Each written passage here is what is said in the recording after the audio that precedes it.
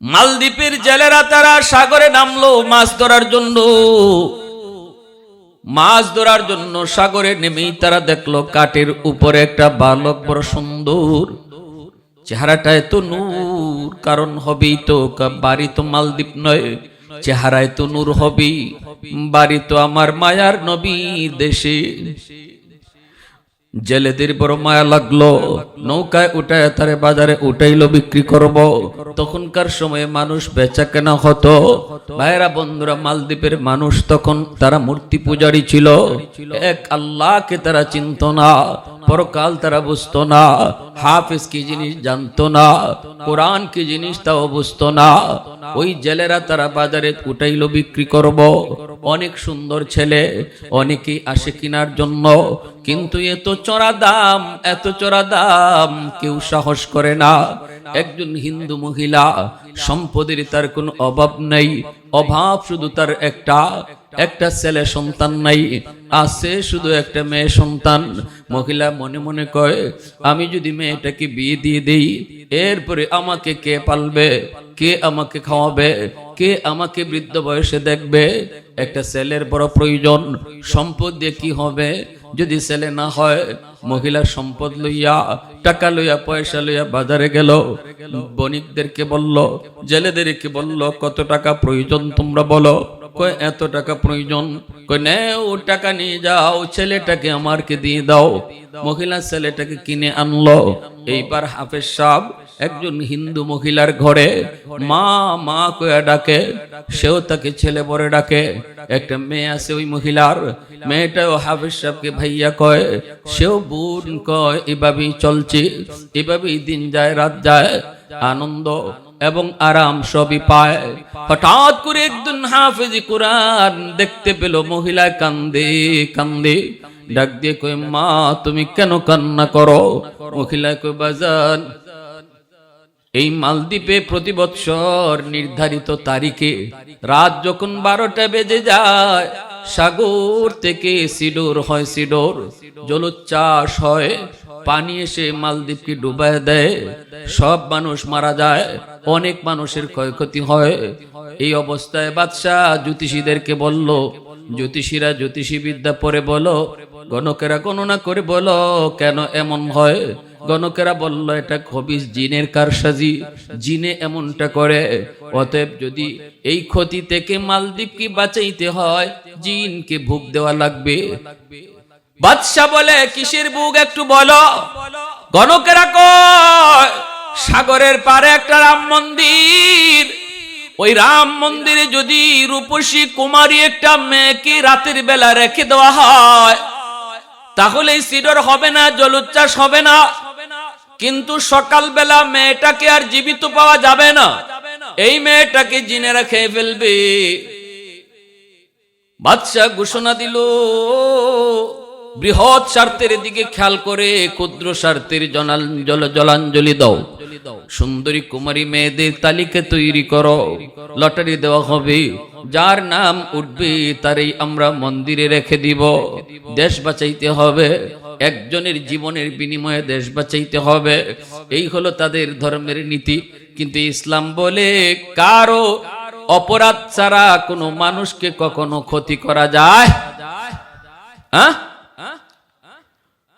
হযরত ওমর ফারুক রাদিয়াল্লাহু তাআলা আনহুর জামানা, ওমর ইবনে আব্দুল্লাহ রাদিয়াল্লাহু তাআলা আনহু তিনি জানায় দিলেন, মিশরে এমন একটা প্রচলন চালু আছে, নীল নদীর পানি শুকায় যায়, যদি একটা কুমারীকে সাজায় সুজায় নীল দরিয়ায় দেওয়া হয়, তাহলেই পানি উঠবে। হযরত ওমর বলেন, অসম্ভব, থামায় দাও, এটা ইসলাম কোনোদিন অনুমতি দেয় না। ঠিক কিনা জোরে বলো। যেই মেয়েটাকে আজকে বলি দেওয়া হবে, যাকে আজকে এই নীল দরিয়ায় রাখা হবে, তার কি অপরাধ একটু বলো, আগে আমাকে তার অপরাধ জানাও। কেন তাকে এই রকম সাগরে ডুবায় দেওয়া হবে? অন্যান্য মানুষের উপকারের জন্য। কয়, তাহলে তো নীল দরিয়ায় পানি আসে না। হযরত ওমর বলেন, সেটা আমি দেখতেছি। তিনি চিঠি লিখলেন, এই নীল দরিয়া শোন, আমি ওমর তোর কাছে চিঠি লিখলাম, তুই যদি নিজের ইচ্ছায় তুই চলো, তাহলে তোর পানির কোনো প্রয়োজন নাই। আর যদি তুই আমার আল্লাহর হুকুমে চলো, তাহলে আমি চিঠি পাওয়ার লগে লগে তুমি পানি দাও। এই চিঠি নীল দরিয়ায় ফালাইতে দেরি, পানি উঠতে দেরি হলো না। একটু জোরে আওয়াজ দিয়া কও সুবহানাল্লাহ। প্রশংসা করব কার? আর একটু জোরে মালিকের নাম কার? वहदत की हिफाजत नहीं बेकुवते बाजू, वहदत की हिफाजत नहीं बेकुवते बाजू, आती नहीं कुछ कामी हक़-ए खुदा दा, ऐ मर्द खुदा तुझको कुव्वत नहीं हासिल, जा बैठ किसी गार में अल्लाह का कर याद, जा बैठ किसी गार में अल्लाह का कर याद, ये सच ही कि बातिल की तरफदार नहीं हम, गद्दार न समझो हमें गद्दार नहीं हम, गद्दार न समझो हमें गद्दार नहीं हम, फूलों की तरह नरम मिजाज अपना है नजर, हम तीर नहीं नेज़ा वो तलवार नहीं हम तीर नहीं नेज़ा वो तलवार नहीं हम। मुसलमानेर आवाज़े बोलें अल्लाहु আকবার। বাদশাহ হুকুম দেওয়া মাত্রই লটারি দেওয়া হয়। ও বাজান, এই বছর লটারিতে আমার মেয়েটার নাম উঠে গেল, আমাকে সরকারের পক্ষ থেকে জানায় দেওয়া হলো সন্ধ্যা হলেই আমার মেয়েটাকে ওরা জোরপূর্বক ধরে নিয়ে যাবে, রাম মন্দিরে মেয়েটাকে রেখে দিবে, সকালবেলা আমার মেয়েটার লাশ পাওয়া যাবে। বাবা তুই বল বল বল, যেই মেয়েটাকে এত আদর করে আমি মা লালন করলাম, যেই মেয়েটাকে এত আদর করে বড় করলাম, আজ আমি মার চোখের সামনে কেমনে আমি মেয়েটাকে মরণের ঘাটে দিব, আমি মা সেটা কেমনে সইব? এই কথা বলতেই হাফেজে কোরআন কই, মা তুমি টেনশন করো না গো মা, সমাধান আমি দেব, আমার বোনেরও কোনো ক্ষতি হবে না, সিডোরও হবে না। আল্লাহু আকবার জোরে বলেন। মহিলা কই বাজান সেটা কেমনে? হাফেজ সাহেব কই আমার বোনকে নানার বাড়ি পাঠায়া দাও, আর বোনের জামা কাপড় পরাইয়া আমাকে মেয়েলুক বানাইয়া পালঙে বসায় রাখো, সরকারি সৈন্যরা এসে আমাকে মেয়েলুক মনে করে মন্দিরে রাখুক, এরপরে আমি বুঝবো জিনের সাথে আমার যুদ্ধ। মহিলা কই বাজান পারবো না, আমি তোমাকে হারাতে পারবো না, পারবো না, বড় আশা করে তোমাকে এনেছি, তোমাকে মরণের ঘাটে দিতে পারবো না। হাফিজ সাহেব কই মা তুমি ভয় পেও না, আমার বিন্দু পরিমাণ ক্ষতি করতে পারবে না, কারণ তুমি জানো না আমার সিনার ভিতরে কি পরিমাণ পাওয়ার। আল্লাহু আকবার। মা তুমি জানো না আমার সিনার মধ্যে আল্লাহ কেমন পাওয়ার রেখে দিয়েছে। মহিলা তো বুঝে না, বুঝে না। মহিলা কয় বাবা কি সেই পাওয়ার একটু কও না। হাফেজ সাহেব কয় মা গো সেই পাওয়ার হলো আমার মালিকের 30 পারা কুরআন। আল্লাহু আকবার। মহিলা কোরআন কি জিনিস বুঝে না, কোরআনের মহত্ব জানে না, কোরআনের পাওয়ার সম্পর্কে তার কোনো জানা নাই। মহিলা কয় বাজান এত কিছু বুঝি না, বাবা আমি তোমাকে ছাড়তে পারবো না। হাফেজ সাহেব কয় মা আমি যা বলি তা করো, বোনকে নানার বাড়ি পাঠায় দাও, আমার দাড়ি নাই মুছ নাই, এখনো উঠে নাই, এখনো উঠে নাই, আমাকে ছেলে তারা বুঝতেই পারবে না, মেয়ে লোক মনে করবে, এরপরে কোনো সমস্যা হবে না, আমি সমাধান করব।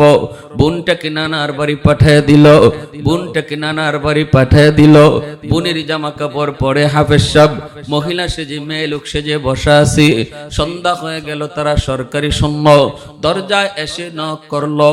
মা দরজা খুলেই দেখে সরকারি ফৌজ। মা তো কলিজায় কামড় দিয়া উঠলো, হায় রে আমার ছেলেটাকে তো নিয়ে যাবে, মেয়ে তো বেঁচে গেল, ছেলে তো বাঁচাইতে পারলাম না। মহিলা কান্দে রাম রাম রাম। হাফেজ সাহেব কই মা গো রাম কইও না, রামে বাঁচায় না, বাঁচায় আমার আল্লাহ। ঠিক কিনা জোরে বলো, আরো জোরে বলো, বাঁচায় কে? আমার মালিকের নাম বাঁচায় কে? ये जिक्र खुदा दिल में सदा रहने दिया कर, और नक्श खुदा दिल में जमा रखने दिया कर, मुर्शिद की नजर गज़ बसर से न होती है क्या खुश नजरी खुश नजरी खुश नजरी है दिल तूर के दिल जोर दिया सबका खुदा से क्या दिल शिकनी दिल शिकनी दिल शिकनी है क्या दिल शिकनी दिल शिकनी दिल शिकनी है ये जिक्र खुदा दिल में सदा रखने दिया कर और नक्श खुदा दिल में जो रहने दिया कर मुसलमानेर आवाजे बोलेन अल्लाहु আকবার এরা তো কোনো কিছুরে দেখলেই রাম কইতে দেরি হয় না ভগবান কইতে দেরি হয় না লাভ দিয়ে উঠে আশ্চর্যের কিছু দেখলেই তো ওরা ভগবান কয় কইতে কইতে 33 কোটি ভগবান বানাইছে কাবা শরীফে ছিল 360 মূর্তি আর বর্তমানে হেরার দেবতা হইল 33 কোটি নিজেরাও ভগবান হগলতা চিনে না বট গাছও ভগবান তুলসী গাছও ভগবান গঙ্গা নদীও ভগবান গাবিও ভগবান কয়রে আল্লাহ উলানোর কাটলে দুধ পাওয়া যায় না আর এমনি দিয়ে এত দুধ দে তে গাবিও ভগবান অবাক কিছু দেখলেই ভগবান কইতে দেরি নেই উসমান হারুনি খাদেম রে পাঠাইছে বাবা দেখতো যে একটু আগুন নি পাও আমার অজুর পানি গরম করমু শীতের রাত খাদেম গিয়া দেখে একদল মানুষ আগুনের পূজা করে খাদেম গিয়া কয় ভাই একটু আগুন দিবানি কয় কেন কয় আমার উস্তাদে একটু পানি গরম করব কয় কেন কয় অজু করার জন্য এমনি অগ্নি পূজারী আগুন পূজারীরা কয় আরে আল্লাহ আমরা আগুনের পূজা করি আর এই আগুন নিয়ে তোমার উস্তাদে অজু বানাইবো আর আমরা সেই আগুন দিমু এটা তুমি ভাবছো কি কইরা ভাগো ভাগো খাদেমে কয় তোমরা অসুবিধা কি আগুন নিলে কি কমেনি কয় আগুন নিলে কমে না বাড়ে এত বোঝানো যাবে না দিমু না খাদেমে গিয়া কয় হুজুর আগুন তো পাইছি কিন্তু দিত না কয় কেন কয় ওরা আগুনের পূজা করে উসমান হারুনি কয় আমারে নিয়ে যা কে সে উসমান হারুনি কয় মঈনুদ্দিন চিশতির উস্তাদ আরেকটু আস্তে কোন সুবহানাল্লাহ মঈনুদ্দিন চিশতির উস্তাদ পীর এ ভাই একটু আগুন দাও না কয় তোমার খাদেমরাই তো বলছি দিমু না আপনার তুমি আবার আসছো কেন কয় কেন দিবা না কয় আগুনের পূজা করি কেন পূজা করো কয় বাপ দাদা করছে কয় বাপ দাদা কেন করছে কয় জানি না কয় না জানন লাগবো কও কেন করছে কয় যতদূর জানি দুনিয়াতে আগুনের পূজা করলে দাদাই কইছে মরার পরে আগুনে জ্বালাইতো না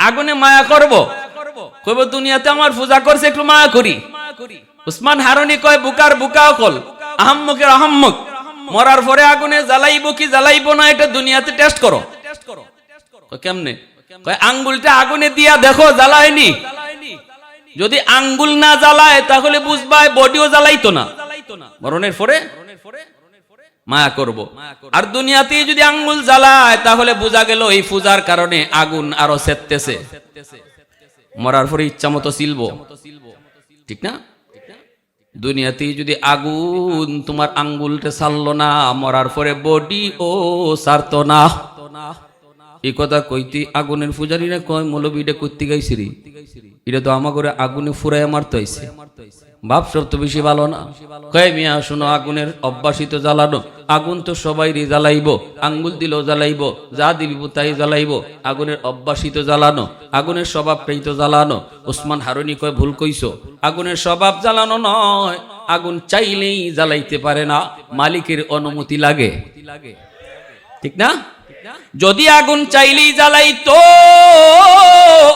তাহলে ইব্রাহিম খলিল আগুনে কিন্তু কেন জ্বালাইলো না আগুন যদি চাইলেই জ্বালাইতো তুর পাহাড় জ্বলে ছাই মুসা নবীর পশম কেন জ্বললো না ঠিক না হ্যাঁ আমাদের সিলেটের অঞ্চলে আমার একজন নানা ছিলেন বহুত বড় একজন বুজুর্গ মসজিদের মধ্যেই তিনি সময় কাটাইতেন বেশি মসজিদের মধ্যে মানুষেরা এসে কয় হুজুর আপনার পাশের ঘরে আগুন লাগছে হুজুর আগুন কিন্তু আপনার ঘরে ধরবে আপনার ঘরটা নেরার ঘর ধরে কিন্তু আগুন ধরবে হুজুরে কইতেছে আগুনের মালিকের সাথে আমার কথা হইতেছে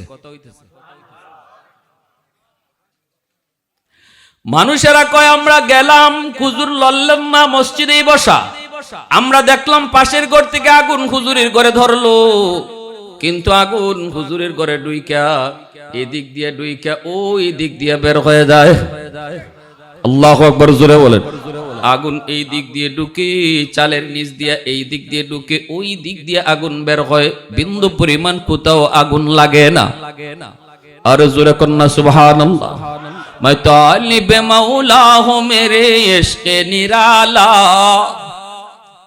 मैं तालिब मौला हूँ मेरे इश्क़ निराला, है जुमला जहाँ जिनके तजल्ली से उजाला, है जुमला जहाँ जिनके तजल्ली से उजाला, मादरुद जहाँ गैर खुदा यार नदारम, যদি याद खुदा ही चिदिगुर कार नदरम, যদি याद खुदा ही चिदिगुर कार नदरम।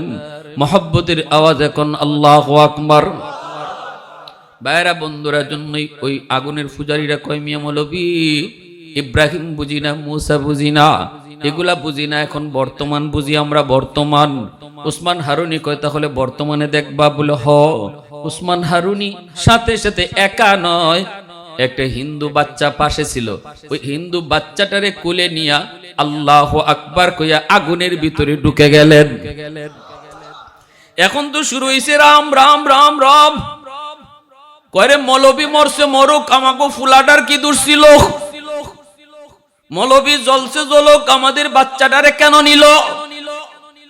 হঠাৎ করে তাকায় দেখে আগুনের ভিতরে উসমান হারুনি ওই ছোট্ট বাচ্চাকে নিয়া হাসি তামাশা করেন, কপালে চুমু দেন, খেলাধুলা করেন। আগুন আগুনের মতো উড়ে, কিন্তু তাদের গায়ে স্পর্শ করে না। সুবহানাল্লাহ, আরো জোরে, আরো জোরে সুবহানাল্লাহ। সুবহানাল্লাহ কার জিকির? একটু জোরে কন্যা কার জিকির? আল্লাহ নামের জিকির করলে দিলের মধ্যে শান্তি আসেনি না আসে না? আল্লাহু আকবার। সুবহানাল্লাহর পাগল ছিলেন কে? ইব্রাহিম খলিল। এজন্যই তিনি বন্ধু হয়েছেন, আল্লাহর বন্ধু হয়েছেন। ফেরেশতারা কয় মালিক ইব্রাহিম তোমার খলিল হলো কেমন করে? বন্ধু তোমার কেমন করে? তোমার বন্ধু যদি হতে হয় আমরা ফেরেশতারা বন্ধু হব, মানুষ কেমন করে তোমার বন্ধু হয়? আল্লাহ বলেন ইব্রাহিম আমার পাগল। ফেরেশতারা কয় আমাদের থেকে বেশি পাগল হইতে পারে না। আল্লাহ কয় পরীক্ষা যদি করতে চাও যেভাবে খুশি করো। একজন ফেরেশতা মানুষের রূপ ধইরা পরীক্ষা করার লাগি আসলেন, ইব্রাহিম আল্লাহ নামের কেমন পাগল। ইব্রাহিম খলিল মরুভূমিতে ছাগল রাখালি করেন, বিশাল ছাগলের পাল, সবগুলি ছাগলের মালিক ইব্রাহিম। ওই মানুষরূপী ফেরেশতা পাশ দিয়া যায় আর আল্লাহ নামের জিকির করে, সুবহানাদিল মুলকি ওয়াল মালাকুত যাল ইজ্জতি ওয়াল আজমাতি ওয়াল কিবরিয়া ওয়াল জাবারুত। এত সুন্দর আল্লাহ পাকের জিকির। এই জিকির শোনা মাত্র ইব্রাহিম খলিল তিনি মস্ত হয়ে গেলেন, দেওয়াডা হয়ে গেলেন, হুশ নাই আর। যে যে নামের পাগল এই নাম শুনলে তার হুশ থাকে না, ঠিক কিনা জোরে বলো? যে যে নামের পাগল এই নাম শুনলে সে বেহুশ হয়, এই নাম শুনলে সে আকর্ষিত হয়। ইব্রাহিম খলিল ছাগল রাখালির কথা ভুলে গেলেন, দৌড় দিয়া ওই মানুষটাকে কোমরে জড়ায় ধরলেন। কে গো তুমি? কে কে তুমি? কে এত সুন্দর করে আমার মাশুকের নাম তুমি নিতেছো? আরেকটা বার আমার মাশুকের নামটা শোনাও, আমি তো এই নামের বড় পাগল। আরেকটা বার তুমি শোনাও। ফেরেশতা মানুষ রূপী ফেরেশতায় কই আমি মাগনা শোনাই না, আমি বিনিময় ছাড়া শোনাই না, বিনিময় লাগবে। ইব্রাহিম খলিল কয় কি চাও তুমি কও? কয় কি দিতে পারবা কও? ইব্রাহিম খলিল কয় আমার ছাগলের ফাল আছে। ফেরেশতায় কয় অর্ধেক ছাগল দিবাইনি, বিনিময়ে একবার শুধু আল্লাহ নামের জিকির করব। ইব্রাহিম খলিল কয় যাও, অর্ধেক ছাগল দিয়া দিলাম। একবার শোনায় সুবহানাদিল মুলকি ওয়াল মালাকুত যাল ইজ্জতি ওয়াল আজমাতি ওয়াল কিবরিয়া ওয়াল জাবারুত। এ যুবক কার সাথে প্রেম করো? কার সাথে প্রেম করো? আজকে যার সাথে দুনিয়ার সাথে, দুনিয়ার কোন মানুষের সাথে প্রেম করো, দুনিয়ার কোন মানুষের সাথে ভালোবাসা জন্মাও, আজ তোমাকে হাসায়, কাল তোমাকে কাঁদাবে। একটু আওয়াজ দিয়ে কও না, জোরে কও না, ঠিক কিনা? আজ তোমাকে হাসাবে, কাল তোমারে কাঁদাবে, লেখা রাখো। কিন্তু প্রেম আর ভালোবাসা যদি খালিকের মালিকের সাথে করো, এই প্রেমের ভিতরে শুধুই মজা আর মজা, কোনদিন তোমারে কাঁদায় না, ভুলায় না, ভুলে যায় না। আল্লাহ পাক কই, আমার সাথে প্রেম করে কেউ যদি এক হাত হও, আমি তোমার দিকে দুই হাত যাইমু। আমার দিকে তুমি যদি একটু হাইটে হাইটে আও, মান তাকাররাবা ইলাইয়া শিবরান তাকাররাবতু ইলাইহি জিরা, তুমি যদি পায়ে হেঁটে আও, আমি আল্লাহ তোমার দিকে দৌড়ে যাব। আল্লাহু আকবার জোরে। ফেরেশতা জায়গা ইব্রাহিম খলিল যেতে দেয় না, আবার কোমর জড়ায় ধরছে, কয় আমার স্বাদ মিটে না, আরেকটা বার তুমি শোনাও। ফেরেশতা কয় কি দিবা, বদলা ছাড়া আমি কই না। কয় আমার বাকি অর্ধেক রইছে, ইডাও লইয়া যাও। বাকি অর্ধেক ছাগলের ফালও দিয়া দিছে, বিনিময়ে আল্লাহ নামের জিকির একবার শুধু শুনাইছে, সুবহানাজিল মুলকি ওয়াল মালাকুত যাল ইজ্জতি ওয়াল আজমাতি ওয়াল কিবরিয়া ওয়াল জাবারুত।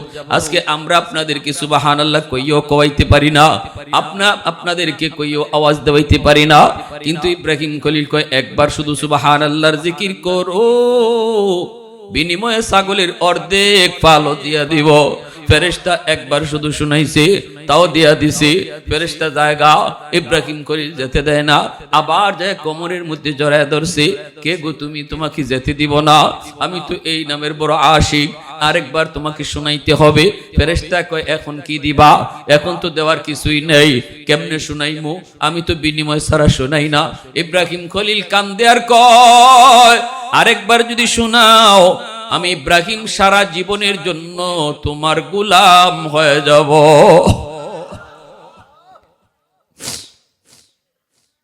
ফেরেশতা তখন সাথে সাথে বুকের সাথে বুক মিলায়া চোখের পানি জড়ায়া ফেরেশতা কান্দে আর কয় আল্লাহর খলিল, ছাগল রাখবে না, ছাগল নিতে আসি নাই, পরীক্ষা করতে আইছিলাম। 100 পরীক্ষায় পাশ করেছো, তোমার ছাগল তুমি লইয়া যাও। তুমি আল্লাহর কেমনে বন্ধু হইছো জানতে ইচ্ছা ছিল, আমার বুঝ হয়ে গেছে। একবার যে আল্লাহ নামে জিকির শুনাইলে জীবনের জন্য গোলাম হতে চায়, সে আল্লাহর বন্ধু না হইয়া পারে না। প্রশংসা করব কার, একটু জোরে আমার আল্লাহর নাম কার। আলহামদুলিমান কাদ্দার খাইরাম ওয়া কাবালা, আলহামদুলিমান কাদ্দার খাইরাম ওয়া কাবালা, ওয়া শুকরু লিমান সাওয়ারা হুসনাও ওয়া জামালা, ফরদুন সামাদুন আন সিফাতিন খালকি বারিউন, রব্বুন আযালিয়ুন খালাকাল খালকা কামালা, লা জিদ্দা ওয়ালা নিদ্দা ওয়ালা হাদ্দা লিমাওলা, আল আনা কামা কানা ওয়ালাম ইয়ালকা যাওয়ালা, আল আনা কামা কানা ওয়ালাম ইয়ালকা যাওয়ালা। ও যুবক, একটু দিলটা নরম করে কথাগুলি শোনো। দুনিয়ার নাপাক প্রেম ভালোবাসা অন্তর থেকে সরাও, সত্যিকারের ভালোবাসা অন্তরে জন্মাও। আল্লাহ পাক কয় যখন আমি যুবকের কলিজায় দেখি শুধুমাত্র আমি আল্লাহর প্রেম, যখনই দেখি সে আমাকেই ভালোবাসে। দুনিয়ার প্রেম পচা গান্দা প্রেম ভালোবাসাকে অন্তরে জায়গা দেয় না। আমি যখন দেখি দিলের ভিতরে আমার প্রেম, এই প্রেম নিয়ে সে মসজিদে যায়, এই ভালোবাসা নিয়ে মাথায় টুপি রাখে, এই ভালোবাসা নিয়ে মুখে দাড়ি রাখে, ওই যুবক, যেই যুবক আমি আল্লাহর প্রেম কলিজায় নিয়া ওয়াজ মাহফিলে বসে চোখের পানি জড়ায়, আল্লাহ বলে ওই যুবকের দিকে তাকাইয়া আমি এই জমিন টিকায় রাখি। তুমি আমি বুঝি না যৌবনে আল্লাহর গোলামির কত দাম, কত দাম। এ যুবক, পাটা বাড়ায় দে, হাতটা লাগায় বলি যুবক, তুমি তোমার নিজের দাম বুঝতেছো না, তুমি তোমার নিজের দাম বুঝো না। একজন বুড়া মানুষ সেজদার যুবকের সেজদার সমান না, আসমান জমিন তফাৎ। যুবক সেজদা দিলে জমিন কাইপা উঠে। আল্লাহ পাক রব্বুল আলামিন কয় এই সেজদার জন্যই আমি জমিন টিকায় রাখছি। একটু জোরে কও না সুবহানাল্লাহ। নইলে এই জমিনে যত গুনাহ হইতেছে লাউলা মাশাইখু রুকা ওয়াশ শাবাবু খুশা ওয়াল আতফালু রুদ্দা ওয়াল আনআমু রুত্তা লাজআলতুস সামাআ হাদিদা ওয়াল আরদা খাফসাফা ওয়াত তুরাবা রামাদা ওয়ামা আনজালতু মিনাস সামাই কাতরা ওয়ামা আনবাতু মিনাল আরদি নাবাতা বাল আনজালতু আলাইকুমুল আযাবা সাব্বা। আল্লাহ বলে পরপর জমিনে গজব আইতো, জমিনটা আমি তামা বানায়া দিতাম, আসমান রে আমি আল্লাহ লোহা বানায়া দিতাম, একটা রহমতের বৃষ্টি আমি জমিনে দিতাম না। যেই পরিমাণ নাফরমানি আমার হইতেছে, সারা গ্রাম তালাশ করে দেখবা বেনামাজির সংখ্যা বেশি, নামাজির সংখ্যা কম। যেই গ্রামের মধ্যে নামাজির সংখ্যা কম, বেনামাজির সংখ্যা বেশি, এই গ্রামের মানুষ আল্লাহ কেন খাওয়াইতো? এই গ্রামে আল্লাহ কেন বৃষ্টি দিত? আল্লাহ কই এরপরও দে, যখন দেখি দুই একজন যুবক আমি আল্লাহর কদমে সেজদা দেয়, তাদের দিকে তাকাইয়া এই জমিন আমি টিকায় রাখছি। ভাইরা বন্ধুরা, উসমান হারুনি আগুনের ভিতর থেকে আবার বাচ্চা নিয়ে লাফ দিয়া চলে আসলেন। এইবার আগুনের পূজারীরা কয়, হায় হায়, এতদিন পর্যন্ত আমরা কার গোলামি করলাম? আগুন তো আমাদের দেবতা না, আগুন বড় দেবতা না, বড় দেবতা হইল যারে আগুন জ্বালাইছে না সে। এখন উসমান হারুনির দেবতা কইয়া সেজদা দেওয়া শুরু করছে। আল্লাহর ওলি লাঠি হাতে নিয়ে কয়, আহমকের আহমক, এই বলদের বলদ, তোরা তো মনে করো কোনো কিছু অবাক দেখলি খুদা কইল, দেবতা কইতে দেরি করো না। আমি দেবতা না, আগুন আমারে জ্বালাইছে না, এটা আমার কোনো ব্যক্তিত্ব না, আমার কোনো কেরামতিও না, আমার কোনো বুজুর্গিও না, এটা আমার আল্লাহর ইশারায় আগুন চলে, আল্লাহ পাকের ইশারায় আগুন চলে, আল্লাহর অনুমতি ছিল না, এজন্য জ্বালায় নেই। তোমরাও যদি আল্লাহর বন্দেগী করো, আল্লাহর গোলাম হও, আল্লাহর প্রিয় হও, আগুন তোমাদের কেউ দুনিয়ায় জ্বালাবে না। সাথে সাথে সবগুলা আগুন পূজারী উসমান হারুনির হাতে হাত মিলায়া কালেমা পড়ে মুসলমান হয়ে যায়। আমার ভাইয়েরা বন্ধুরা, যুবক, ওই মহিলা দরজা খুইলা তাকায় দেখে সরকারি সৈন্য। মহিলা তো রাম রাম কয়, হাফেজ সাহেব কয়, আম্মা রাম কয় না, রামে বাঁচায় না, বাঁচায় আমার আল্লাহ। সরকারি ফৌজরা ভিতরে ডুইকেই দেখে পালঙের মধ্যে একটা মেয়ে বসা, মেয়ে লুকের পোশাক পইরা। এরা মনে করছে মেয়ে লুক, আসলে বলুন তো মেয়ে না ছেলে? মনে আসেনি আপনাদের? মেয়ে না ছেলে? ছেলেও কেমন ছেলে? কয় হাফেজ কোরআন ছেলেও। সরকারি ফৌজারা কয়, এত সুন্দর মেয়ে, হায় রে, আজকে আমরা মন্দিরে রেখে দিব, চোখের সামনে মারা যাবে। সুন্দর তো হবেই, মালদ্বীপে এত সুন্দর মানুষ হয় না, কারণ তার বাড়ি তো মালদ্বীপ না, বাড়ি হলো আমার নবীর দেশে। আয়েশা কয় চলো, ধরতে চায়। হাফেজ সাহেব কয় ধরা লাগবে না, আমি নিজেই যাব। চলতেছে চলতেছে, মন্দিরের দিকে চলতেছে, রাম মন্দিরের ভিতরে ঢুকায়া তারা চলে গেল। হাফেজ সাহেব মন্দিরের ভিতরে ঢুকেই মেয়ে লোকের পোশাক খুলে ফেললো, নিচেই ছিল তার পুরুষের পোশাক। এরপরে হাতের মধ্যে লুকানো যায় নামাজ বিছাই দিল মন্দিরের ভিতরে, মন্দিরের ভিতরে যায় নামাজ বিছাই দিল। আল্লাহর কুদরতি কদমে সেজদায় পড়ে কান্দে আর কয়, মালিক, আজ প্রমাণ হবে সিডরের পাওয়ার বেশি, জিনের পাওয়ার বেশি, নাকি তোমার কালামের পাওয়ার বেশি। আজ প্রমাণ হবে, আজ চ্যালেঞ্জ হবে, ও মালিক আজ প্রমাণ হবে। রাত 12টা বেজে গেল, সরকারের পক্ষ থেকে পাগলা ঘন্টা বাজানো হলো, সতর্ক করা হলো জনগণকে। ওই অবস্থায় রাম মন্দির থেকে হাফেজে কোরআন সে সাগরের দিকে তাকায়, তাকায় দেখি টিকিট হ হ পানি তো উপরে উঠতেছে, অনেক উপরে, পাহাড় পরিমাণ উপরে, আবার উপরে আগুনও দেখা যায়, অনেক ভয়ঙ্কর আকারে রূপ নিয়া মালদ্বীপ শহরের দিকে আসতেছে। ওই অবস্থায় মন্দির থেকে হাফেজ কোরআন আল্লাহর কালামের সূরা ইয়াসিন পয়রা ফু দেয়। আল্লাহর কালামের পাওয়ার আছে নি না নাই? একটু জোরে কোন আছে নি না নাই? কোরআন পড়া ফু দিলে লাভ হয়নি না হয় না? আসর হয়নি না হয় না? নাস্তিকে কয় ফখরে বাঙ্গাল রহমতুল্লাহি আলাইহি, হুজুর মানুষদেরকে আর কত ধোঁকা দিবেন, এই যে ফু দেন বাতাস দেন, মানুষও বাতাস পাইয়া কত বুকার বুকা, মানুষে কয় পাইছি জায়গা, আমরা তো বুদ্ধিমান, আমরা জেন্টলম্যান, আমরা অনেক বুদ্ধি নিয়ে ঘুরি, এটা তো আপনাদের ধোঁকা। ফখরে বাঙ্গাল কয় আমি কোরআন পড়ে ফু দেই, এই ফুতে তোমার বিশ্বাস নাই? কয় না, কোনো বিশ্বাস নাই। ফুতে আবার কি হয়, বাতাসে আবার কি আছে? ফখরে বাঙ্গাল কয় তুমি বুঝবা কেমন কইরা, তুমি তো জারর সন্তান।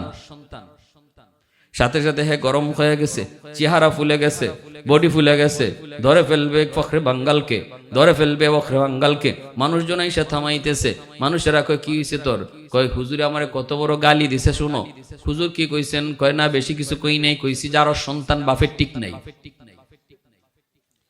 কয় হুজুর আপনি এত বড় একটা গালি দিলেন? কয় হুজুরে কয় আমি তো গালি দেই নাই, আমি তারে বুঝাইছি বাতাসে কি হয়। কয় কেমনে? কয় দেখেন আমি কোরআন পড়ে ফু দেই, বাতাস দেই। হ্যাঁ কয় এটা বাতাস, এই বাতাসে কি হইল? বাতাসে কি হইব? আমি তারে বুঝাইলাম, আমিও তার একটা বাতাস ছাড়ছি, এই বাতাসে তার চেহারা লাল হয়ে গেছে, বডি তার ফুলে গেছে, অথচ এই চেহারা লাল করার জন্য হাত লাগাইছি না, বডি যে ফুলছে মারছিও না। ঠিক কিনা জোরে কর? বডি যে ফুলছে মারছি কোনো আমি একটা বাতাস ছাড়ছি, বাতাস, তাও কি তার নাপাক বাতাস, গালি। এই বাতাসে যদি তার চেহারা লাল কইরা দেয়, বডি ফুলাইয়া দেয়, আল্লাহর কালাম পইরা বাতাস দিলে যে আসর হয়, এটা তারে বুঝাইছি। আমাদের সিলেটের নুরউদ্দিন ঘরপুরি রহমতুল্লাহি আলাইহি নাম শুনছেন নি আপনারা? হ্যাঁ, বালিয়ার সাহেব রাহিমাহুল্লাহর সাথে অনেক সম্পর্ক, ময়মনসিংহে খুব বেশি আসতেন, হুজুর খুব বেশি ময়মনসিংহ আসতেন। বহুত বড় আল্লাহর ওলি মুরব্বীরা নাম শুনছেন, দেখছেন, কালো মানুষ ছিলেন, বহুত বড় বুজুর্গ। আসরের নামাজ পড়তেন সিলেটে, মাগরিবের নামাজ পড়ছেন ময়মনসিংহে।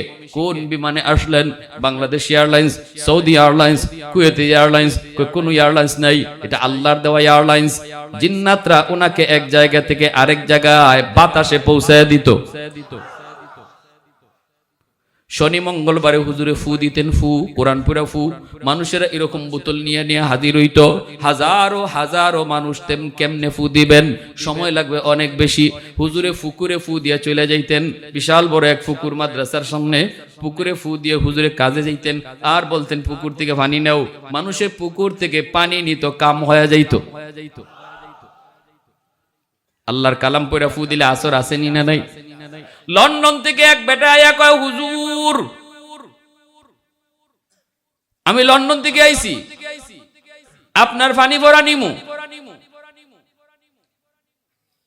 আমারে খাস কইরা একটা ফু দেন এই জগে।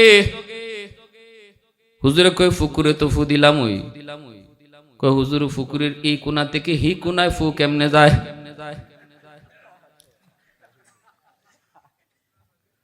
হুজুরে কয় তাহলে এখন কি করতে হইব? কয় আমার জগ ফু দেন।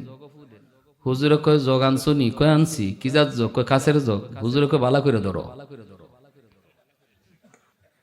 বালা করিয়া। কয় হুজুর ধরছি। হুজুরে কয় বালা করে দুই হাতে ধরো। কাছের জগে এইভাবে দুই হাতে ধরছে। আমাদের উস্তাদগণ পাশে ছিলেন, যারা সরাসরি দেখছেন। নুরউদ্দিন ঘরপুরি রহমতুল্লাহি আলাইহি তার এই কাচের জগে ফু দিলেন আল্লাহর কালাম পইরা, সাথে সাথে কাচের জগটা টাস টাস করে ভেঙ্গে চুরচার। হাতে আর জগ নাই, সব জগ মাটির। আল্লাহর কালামে অ্যাকশন আসেনি না নাই? হ্যাঁ, এখন যে হয় না কারণটা কি জানেননি? এখন আমরা ফু দিলেও ফুতে কাম হয় না, কারণটা কি? এটা হুজুরের দোষ না, এটা মুসলমানের ঘরের দোষ। যেই জমানায় মুসলমানের ঘরে ফু দিল কাম হইতো, ওই জমানায় মুসলমানের ঘরে রহমতের দরজা খোলা ছিল। ফজরের পরে কোরআন তেলাওয়াত হইতো, মাগরিবের পরে কোরআন তেলাওয়াত হইতো। মুসলমানের ঘরের পাশ দিয়া গেলে কোরআন তেলাওয়াতের আওয়াজ শোনা যাইত। কিন্তু এখন আর এই আওয়াজ শোনা যায় না। টেলিভিশনে আওয়াজ শোনা যায়, গানের আওয়াজ শোনা যায়, গজবের দরজা এখন খোলা, রহমতের দরজা বন্ধ। যেই জমানায় ফুতে কাম হইতো, ওই জমানায় রহমতের দরজা খোলা ছিল। আর এখনের যুগে কাম হয় না, কারণ ফু আপনার ঘরে ঢুকবার জায়গা পায় না, যায় গিয়া দেখে রহমতের দরজা বন্ধ, গজবের দরজা খোলা। আল্লাহর কালাম রহমতের দরজা ছাড়া ঢুকে না। আগের হুজুররা যে কোরআন পড়ে ফু দিত, এখন উলামায়ে কেরাম কোরআন পড়েই ফু দেয়, যাই টিকে আপনার ঘরে ঢুকতো, গিয়া দেখে দল লাগাইল, ডুবো করতে গিয়া। হ্যাঁ, অসুবিধা দিতেছে আপনাদের ভাই? মনোযোগ কার কার আছে একটু হাতটা আল্লাহরা দেখান। আল্লাহ তুমি কবুল করো, জোরে কোন আমিন, আরো জোরে আমিন। আল্লাহর কালাম সূরা ইয়াসিন পুরো ফু দিয়া দিছে, সাথে সাথে সিডরের পানি, ওই পানি যেই পানি পাহাড়ের মতো উঁচু ছিল, ওই পানিটাকে আল্লাহর কালাম সূরা ইয়াসিন গিয়া আঘাত করলো। অ্যাকশন, আল্লাহু আকবার, জোরে বলেন। সাথে সাথে আল্লাহর কোরআন জয়ী, সূরা ইয়াসিন জয়ী হয়ে গেল, আর পানি পরাজিত হয়ে গেল। পানি জায়গার মধ্যে সেটা আবার নীরব নিস্তব্ধ হয়ে গেল। ফজরের সময় সকালবেলা সরকারি ফৌজেরা গেছে লাশ আনার জন্য, গিয়া দেখে লাশের গন্ধ নাই। মন্দিরের ভিতরে একজন হাফিজ সাহেব কোরআন তেলাওয়াত করে। কিরে বেটা, তুই এখানে কি করো? লাশ কই? হাফিজ সাহেব কয়, লাশ কই পাইবা তোমরা? কার লাশ? কয়, কেন গত রাতে যে একটা মেয়ে লুকাইনে রেখে গেলাম। হাফিজ সাহেব কয়, বোকার বোকা, মেয়ে কোথায় পাবা? আমারই রেখে গেছো। আমরা তো মেয়ে লুক রাখছি, তুই তো ফুলা। হাফিজ সাহেব কয়, বোকারে, আমি তো আমার বোনের কাপড় পইরা মেয়ে লুক সাজ্জাছিলাম, আর আমার বোন তো নানির হাতে নানির বাড়িতে পিঠা খায়। বোন তো নানির হাতের নানির বাড়িতে পিঠা খায়। কই, তুই মরলি না?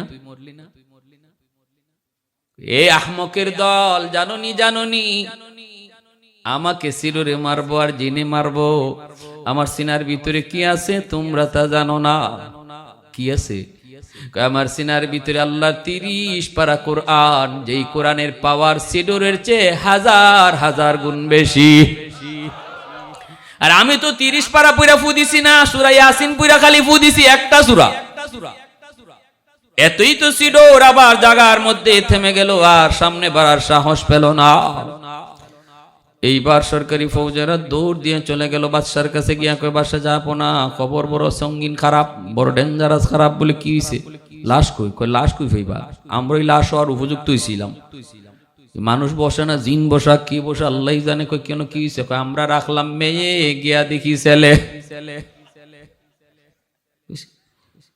গেছি আমরা লাশ আনতাম, গিয়া দেখি বড় বড় চোখে যায়। এরপরে জিগাইলাম, কই কই মেয়ে লুক বলে, যে মেয়েটারে আনতে গেছিলাম, হে বলে নানির হাতের পিঠা খায়। আর সে কই, সে একজন হাফিজ সাহেব। আল্লাহু আকবার, জোরে বলে। আল্লাহ 30 পারা কোরআনের হাফেজ, সে আল্লাহর কালাম পড়া ফু দিছে সূরা ইয়াসিন, ওয়াল কুরআনিল হাকীম, ইন্নাকা লামিনাল মুরসালিন। এই কোরআন পুরো ফু দিছে আল্লাহ পাক রব্বুল আলামিন, কোরআন রে জয় করে দিছে। সরকারি এইবার সরকারে কয়, আমারে তাড়াতাড়ি লইয়া চল, আমার এই হাফিজ সাহেব একটু দেখা। বাদশা চলে আসলো, হাফিজ সাহেবের সাথে পরামর্শ করলো, বাবা এটা কও কি? সত্য কথা কও। বলে, হ সত্য তাই।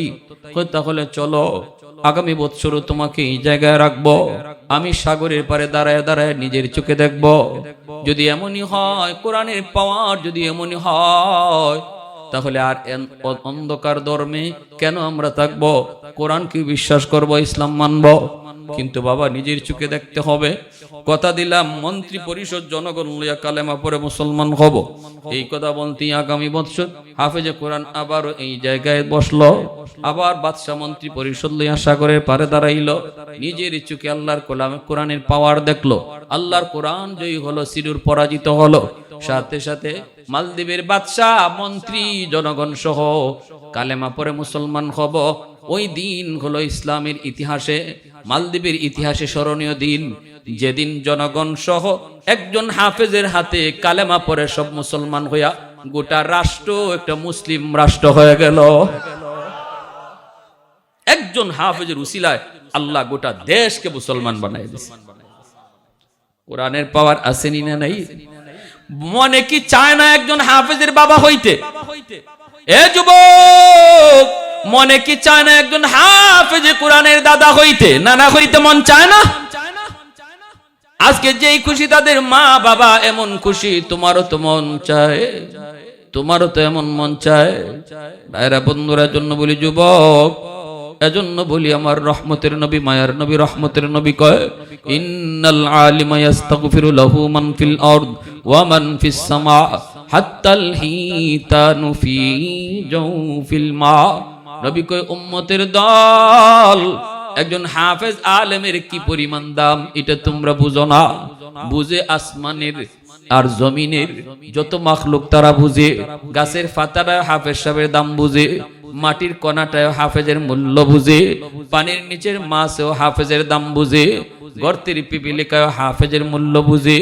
কারণ হলো এরা কয়, আল্লাহ এই জমিন তো টিকায় রাখছো এই হাফেজ সাহেবের উসিলায়, কোরআনের উসিলায়। কোরআনের আওয়াজ আসে বিদায় এখনো তো জমিন টিকে আছে, এখনো যুবকের কলিজায় তোমার ভয়, কোরআনের আওয়াজ আসে বিদায়। আল্লাহ যাদের উসিলায় জমিন টিকায় রাখছো, যার কারণে আমি মাছ বেঁচে আছি, আমি পিপিলিকা বেঁচে আছি, আমি গাছ এখনো মাটির উপরে দাঁড়ায় আছি, আল্লাহ ওই হাফেজ আলেমের হায়াত তুমি বাড়ায়া দাও। নবী কয়, ওরা কিন্তু দোয়া করতেছে, দোয়া করতেছে।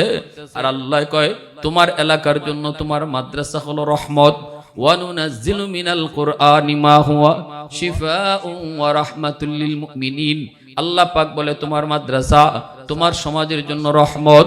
যেই এলাকায় যেই মাদ্রাসা থাকে, ওই এলাকার মানুষ যদি মাদ্রাসাকে ভালোবাসে, মাদ্রাসাকে মহব্বত করে, আল্লাহ গোটা সমাজকে রহমতের চাদর দিয়ে ঢেকে রাখে। যেখানে রহমত থাকে সেখানে গজব আসে না। রহমত থাকলে গজব, মাদ্রাসার উসিলায় আল্লাহ গজব থেকে সমাজকে হেফাজত করে। কারা কারা অন্তর দিয়ে মাদ্রাসাকে ভালোবাসবে একটু হাত উঠে আল্লাহকে দেখান। আল্লাহ তুমি কবুল করো, সবাই বলেন আমিন, আরো জোরে বলেন আমিন। এই ভাই শুনেন, একটা কথা বলি, শেষ কথা। যারা আজকে মাদ্রাসায় দান করছেন, আমি তো এসে শুনলাম হুজুরে কত সুন্দরভাবে কালেকশন করছেন, আপনারা দিল খুললে দান করছেন। কিয়ামতের ময়দানে হাফেজ সাহেব কইব, আলেমে কইব, আল্লাহ আমি জান্নাতে যাইতাম না আমার বাপ মা সারা। আল্লাহ কইব, যাও তার বাপ মারে উঠে আনো।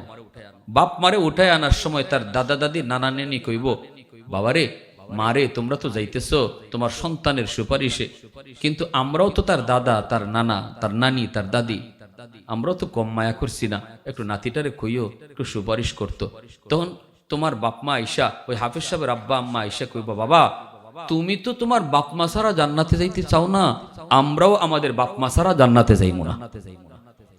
তখন আল্লাহ কইব, চাও তার দাদা দাদি নানা নানিরে তুইলা আনো। ওই এলাকার মানুষগুলা তার দাদা দাদি নানা নানিরে ধরবো, যে এলাকায় মাদ্রাসাটা ছিল।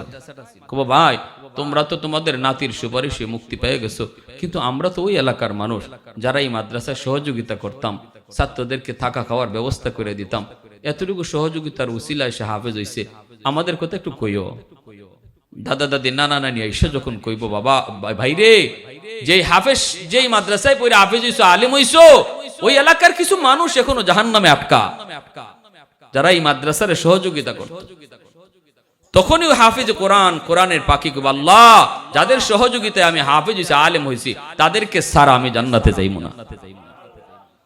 আল্লাহ রসুল বলেন, মেশকাত শরীফের টিকায় আসছে হাদিস, এভাবে লাইন ধরে মানুষদেরকে দাঁড় করানো হবে, আর কোরআনের পাখিরে মাঝখান দিয়ে আল্লাহ সাইরে কইব, তুমি দেখো কারে চিনো আর তোমারে কতজনে চিনে। হাঁটা শুরু করব, একজনে কইব, হুজুর আপনি আমারে চিনছেন? আনাল্লাযী সাকাইতুকা মাআ, আমি একদিন আপনারে এক গ্লাস পানি খাওয়াইছিলাম। আর একজনে কইব, হুজুর আপনি চিনছেন আমারে? আনাল্লাযী ওয়াহাবতুকা ওযুআ, আপনারে এক বদনা ওযুর পানি দিছিলাম। মুহাদ্দিসিনে কেরাম বলেন, এখানে পানি আর ওযু উদ্দেশ্য না, যতজনে যতভাবে মাদ্রাসার সহযোগিতা করছে, কেউ 30,000, কেউ 20,000, কেউ 10,000, কেউ 5,000, কেউ 1,500 দিয়েও যারা সহযোগিতা করছে, এভাবে কইব আর আল্লাহ কইব, বরযাত্রীর মতো জান্নাতে প্রবেশ করো। সুবহানাল্লাহ, জোরে বলেন। 99 ভাগ দয়াময় আল্লাহর কলিজায় থাকবো, যে কোনো উসিলায় আল্লাহ হাসরবাসী মানুষকে মাফ করব। আল্লাহ আমাদের সবাইকে বুঝার, দিল থেকে মহব্বত করার, নিজের সন্তানকে হাফেজ আলেম বানাইবার তৌফিক আল্লাহ দান করুন। সবাই বলেন আমিন।